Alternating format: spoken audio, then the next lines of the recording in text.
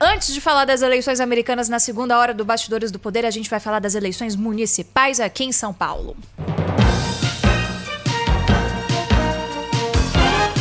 Rádio Bandeirantes, nas eleições 2020.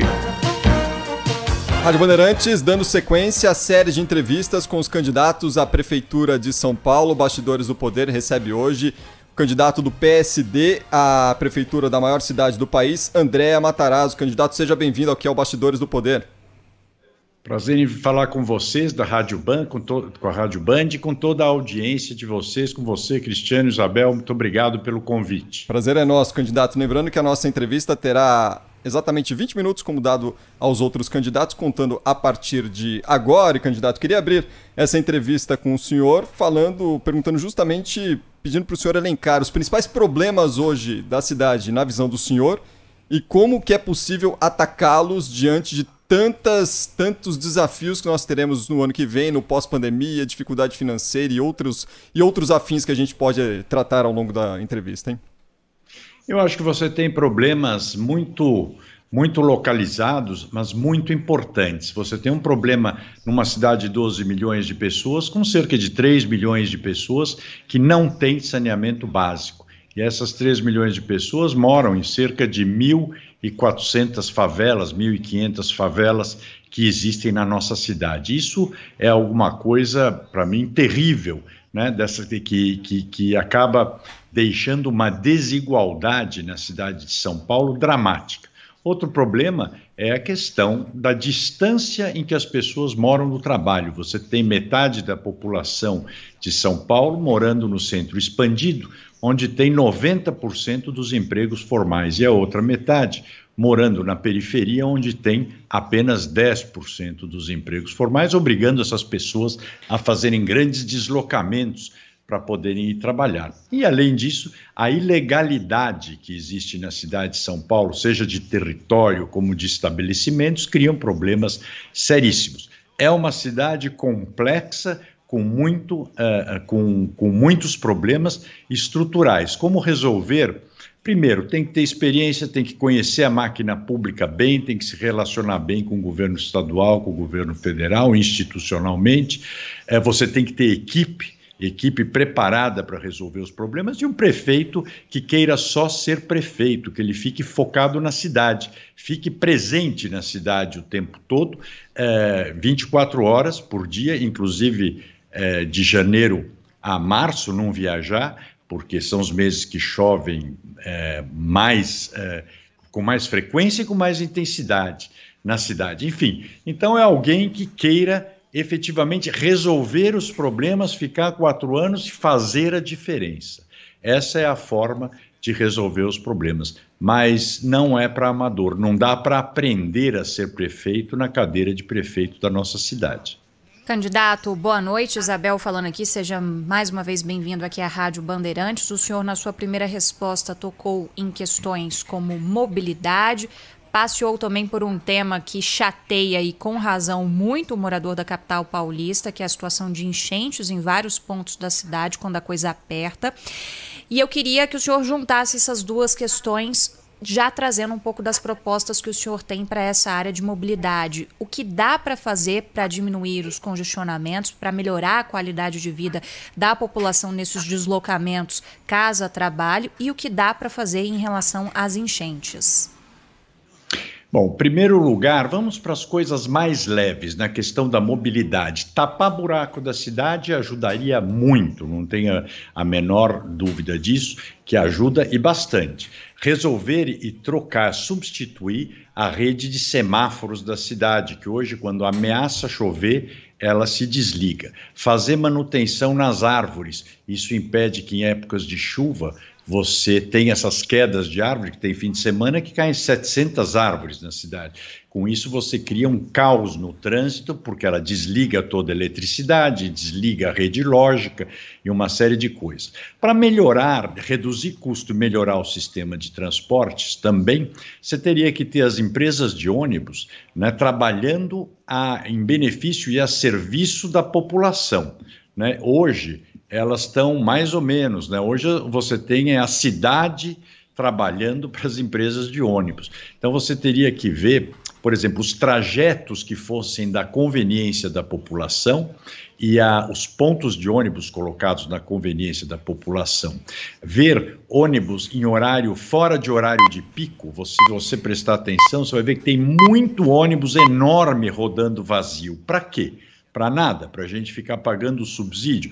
Tem que tirar no horário de pico esses ônibus, fora do horário de pico, me desculpe, fora do horário de pico, eles ficam passeando vazios e você deveria tirar e, ao contrário, colocá-los nos horários de pico. E fazer faixas de ônibus, que é uma medida rápida, de custo baixo e muito eficiente, além dos corredores. Isso com relação ao transporte público, a parte fácil. Mais complexo, mas necessário, desenvolver novas centralidades da cidade. Quando eu digo, é levar os empregos para perto das pessoas.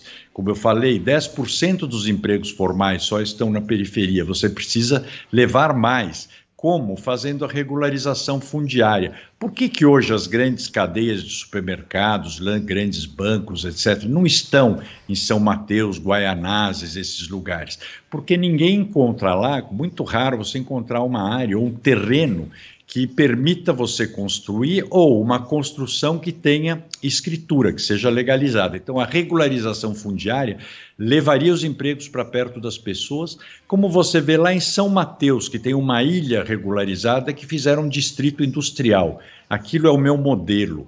Você tem de um lado da avenida os conjuntos habitacionais, do outro lado da avenida as fábricas trabalhando. Enchentes, a parte leve. Você tem que fazer, vocês devem ter reparado que a prefeitura cortou 50% da verba que deveria gastar em obras de prevenção de enchentes esse ano, só gastou metade. O resultado foi esse que nós estamos assistindo. Preferiram gastar 100 milhões lá na fonte luminosa do Vale do Anhangabaú, que é literalmente jogar dinheiro pelo ralo, né? Só que também alagou. Mas a enchente você tem que fazer, nós fazíamos na prefeitura chamada Operação Verão. Então, no período seco, que vai de maio até outubro, começo de novembro, você limpar obsessivamente toda a rede de drenagem da cidade, as bocas de lobo, os bueiros, as galerias, e muitas delas você não basta desobstruir, vai ter que refazer, porque elas ficam compactas, a sujeira dentro, e depois limpar os córregos, fazer a limpeza manual, que são as margens, e a limpeza mecânica, que é desassorear. Limpar todos os piscinões e fazer aquilo que a gente chama de operação cata-bagulho. Em todos os bairros, você fazer os caminhões com horário marcado, anunciado pelo rádio, pelos jornais de bairro, anunciar que vai passar o caminhão, que aí todos aqueles sofás que a gente vê jogados no rio ou na rua, sofá, colchão velho, pneu, etc., esses caminhões levam embora para evitar que isso acabe no sistema de drenagem. Isso a parte normal, habitual, que tem que fazer. E você tem que fazer algumas coisas, vocês devem lembrar as enchentes que tinham no Pirajussara. Nós, quando estávamos na prefeitura, acabamos com ela, fazendo o piscinão da Sharp, lá na divisa com o Taboão da Serra, e um outro piscinão, e mexendo também na calha do córrego. Lá no Jardim Pantanal, Zona Leste, esse é um problema. Essas são enchentes que precisam de obras, né? Nós fizemos... aliviou muito uma parte do Jardim Pantanal com um polter que nós fizemos, que é uma grande barreira de contenção de águas, né? E também no Aricanduva, melhorou, porque rebaixou calha, subiu as margens. Mas nesses dois casos são necessários mais piscinões. As obras que resolvem questões de enchente são piscinões que nem são obras tão caras. Agora, candidato, são várias ações. A gente sabe que esse trabalho de início de uma nova gestão é sempre complicado por causa de orçamento que fica da gestão anterior.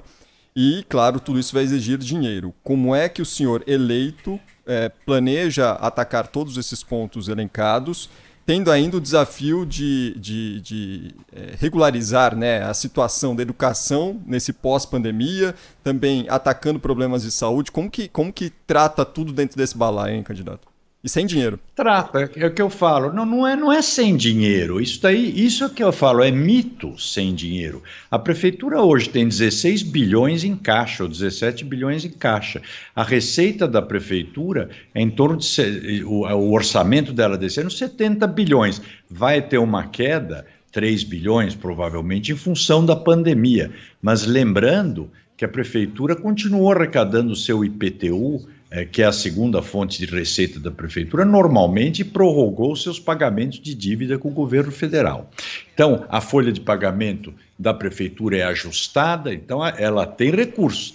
Cabe ao prefeito definir as prioridades. O ano que vem, a prioridade é a geração de empregos, é recuperar a economia da cidade. Tem dinheiro para isso. Em vez de você, que eu falo, opta, em vez de investir em pontes monumentais, em fontes luminosas, é investir no financiamento do IPTU para empresas de até um certo ponto, fazer um fundo de microcrédito para o pequeno empreendedor. Tudo isso que eu estou te falando, eu estou dizendo que dá para fazer porque eu já fiz quando eu estive na prefeitura, com a experiência que eu tenho e conheço a máquina da prefeitura. Fundamental é ter gente para fazer e você ser obcecado. Com relação a enchentes, faltou dizer uma coisa, tem que fazer uma campanha muito forte permanentemente com a população de não jogar lixo na rua, é muito importante. Então, vai ter que fazer, eu digo, a geração de empregos. Outro ponto que ajuda na geração de empregos é na periferia de São Paulo, você tem centenas de milhares de pequenos comércios, pequenos prestadores de serviços, todos irregulares. Como eles são irregulares, eles não têm crédito, não têm acesso a crédito. Mas a lei de liberdade econômica autoriza as prefeituras a regularizarem sem licença de funcionamento qualquer estabelecimento com menos de 40 metros quadrados. Eu nunca entendi por que ainda não fizeram isso. Fazendo isso, você dá acesso ao crédito para o pequeno empreendedor que passa a poder comprar a prazo e tendo condições de expandir um pouco o negócio deles. Isso na educação. O que eu pretendo fazer para compensar? Eu pretendo que a Secretaria de Educação trabalhe com duas outras secretarias em paralelo a ela, a de Cultura e a de Esportes. As duas têm uma infraestrutura muito grande, são cerca de 300 CDCs e clubes da cidade somados, e depois na de Cultura você tem 50 teatros dos céus, mais uns 40 bibliotecas, mais casas de cultura. No contraturno, as crianças irem para um equipamento esportivo ou para o equipamento cultural até às 5 da tarde, com merenda e transporte escolar e fazendo o reforço escolar além das atividades culturais. São soluções que existem, mas é o que eu digo, você vai ter que optar em usar os recursos para as prioridades. O ano que vem, a prioridade são as pessoas, é o investimento em gente, no cidadão paulistano, que a prefeitura não teve a sensibilidade esse ano de tentar atenuar o problema de emprego na cidade. Continuou cobrando o IPTU normalmente. Candidato, o senhor já entrou um pouquinho no campo da educação, mas eu acho que é um dos pontos principais para quem está ouvindo a gente, ouvir quais são as propostas de quem está disputando um cargo à Prefeitura de São Paulo para esse momento na educação, um momento tão sensível justamente por conta da desigualdade ainda maior que foi gerada a partir da pandemia do coronavírus. Quais são as propostas do senhor? Eu sei que o senhor tem uma ideia aí de relacionar, inclusive, a guarda municipal com a evasão escolar. Queria que o senhor explicasse essa ideia para o nosso ouvinte. Vou explicar o conjunto, né? A minha ideia para a educação é a formação período integral. Como eu disse, integrar cultura e esporte, os equipamentos de um e de outro na educação para a criança ficar até o final da tarde. Aí os pais podem trabalhar tranquilos, ela estará ou com reforço escolar ou com atividade cultural e esportiva, que são duas coisas essenciais para os empregos do futuro. O que você falou é com relação outras coisas que faria também, levar a internet para a periferia, porque ficam falando aí de ensino à distância, sem internet não faz ensino à distância. Precisa não só para as escolas, mas levar o sinal de internet para a periferia. Depois também dar acesso aos computadores. Ninguém imagina que a criança que está lá no córrego do Bispo da Zona Norte tem um laptop para fazer ensino à distância. Então, não é 10 dias antes da eleição querer distribuir 500 tablets para o pessoal, não. É comprar computador e a criança poder levar para casa ou estudar na escola com o computador.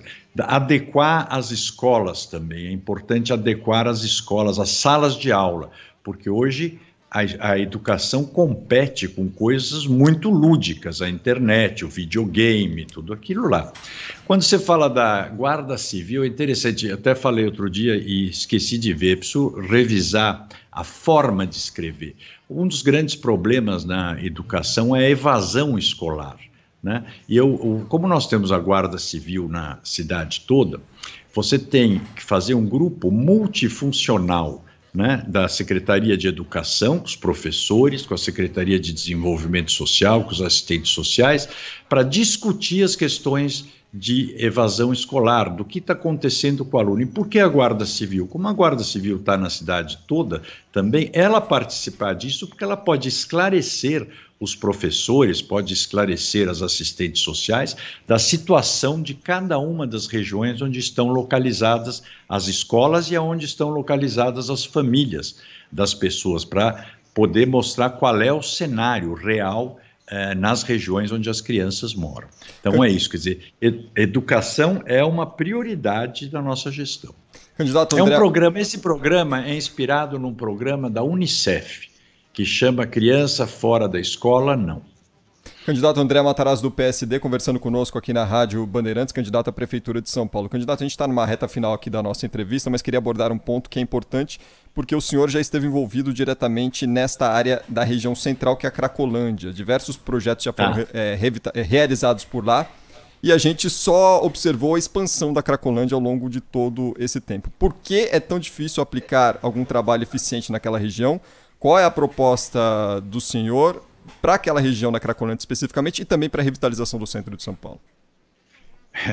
Quanto tempo nós temos? Porque temos assim 4 minutos. Difícil, né? Na Cracolândia, a parte da prefeitura é fazer zeladoria, interditar todos os estabelecimentos, e que são muitos, ligados ao tráfico. Hotéis, ferro-velhos clandestinos, bares e uma série de outras coisas. Lavar as ruas 4, 5 vezes por dia, isso para impedir que o traficante esconda pedras pelos lugares e, aliás, manter a zeladoria, tirar lixo, reforçar a iluminação pública e você fazer abordagens junto com a polícia, com as pessoas que entram e saem de lá. Nós fizemos isso quando eu estava na prefeitura. Se você der um Google, você vai ver que reduziu muito. A prefeitura não pode prender o traficante, mas ela pode atormentar a vida dele, e você tem que fazer isso. E o dependente químico tem que tratar. Para mim, o tratamento é o convênio prefeitura, estado, igrejas e universidades, porque as igrejas têm também o know-how e têm os espaços adequados para fazer tratamento. Elas não têm o recurso, né? E o poder público tem o recurso, e a tecnologia, a universidade, a Unifesp, o Instituto de Psiquiatria do HC tem. O que precisa prefeitura dá trabalho, tem obsessão, você tem que ficar 24 horas por dia. Eu passei na Cracolândia todo dia enquanto estive na prefeitura, acho que a exceção de 15 dias nos 4, 5 anos. Então, aí você consegue resolver. Resolver não, atenuar muito. Você não pode deixar o tráfico ficar com 3 bairros reféns como é hoje, que as pessoas não entram e não saem. A revitalização do centro, para ser muito rápido, fazer também o que nós fizéssemos. O acolhimento ao morador de rua, que hoje está completamente abandonado. E aí, de novo, posso dizer que é o convênio com as igrejas, porque elas estão muito pulverizadas da cidade, elas têm a vocação já com o pessoal delas e têm os espaços, que são os templos que durante o dia podem ser usados para cursos de ressocialização, apoio psicológico, qualificação, isso para o morador de rua que não tem dependência química. Depois, fazer acabamento, tratar a cidade como se trata de uma casa. E a região central não basta, ela não é igual. Aliás, bairro nenhum da cidade é igual ao outro. Então, quando você usar a limpeza pública, Cada subprefeitura tem características muito próprias, diria, cada bairro tem características muito próprias. Então, o sistema de limpeza é outro, a iluminação é necessária, e eu diria que no centro hoje você precisa modernizar a operação dos calçadões em alguns horários, porque ele precisa ser habitado, né? Por que não mora no centro? Como é que você chega na sua casa sem andar de carro 4, 5 quarteirões à noite no escuro ou recebe visita? Então, são medidas que eu digo, quem já viveu a prefeitura, quem já estudou a prefeitura, eu fui inclusive vereador para entender, sabe que tem solução. Isso é o que me motiva muito. Eu sei que São Paulo não precisa ser como está. Pode voltar a ser a cidade das oportunidades do trabalho e da esperança, que é o que trouxe todos os nossos antepassados para cá. Candidata, a gente está chegando aqui ao finalzinho da nossa entrevista, são sempre reservados 20 minutos aos nossos entrevistados e pela equidade do tempo, então, vou pedir para o senhor ser um pouquinho mais sintético nessa última pergunta, que na verdade são 2 em 1, as perguntas protocolares da gente aqui para finalizar esse bate-papo. A primeira é por que o senhor acredita que deve ser o prefeito de São Paulo e a segunda é uma ida do senhor para o segundo turno sendo confirmada, se o nome do senhor também já estaria confirmado para o debate de segundo turno aqui na Band no dia 19 de novembro. Olha, eu vou te dizer que para os debates da Band ou entrevistas na Band, qualquer hora, qualquer dia, sempre. Não tenho a menor dúvida, porque é um grande serviço que vocês fazem à sociedade.